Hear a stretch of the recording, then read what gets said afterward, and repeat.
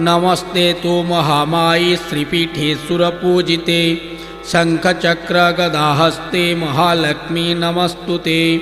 नमस्ते गरुडारूढे कुलासुरभयङ्करी सर्वपापहरे देवी महालक्ष्मी नमस्तुते। सर्वज्ञे सर्ववरदे सर्वदुष्टभयङ्करी सर्वदुःखहरे देवी महालक्ष्मी नमस्तुते। सिद्धिबुद्धिप्रदे देवी भक्तिमुक्तिप्रदायिनी मंत्रपूते सदा देवी महालक्ष्मी नमस्तुते। आद्यन्तरहिते देवी आद्यशक्ति माहेश्वरी जोगे जजोगसम्भूते महालक्ष्मी नमस्तुते।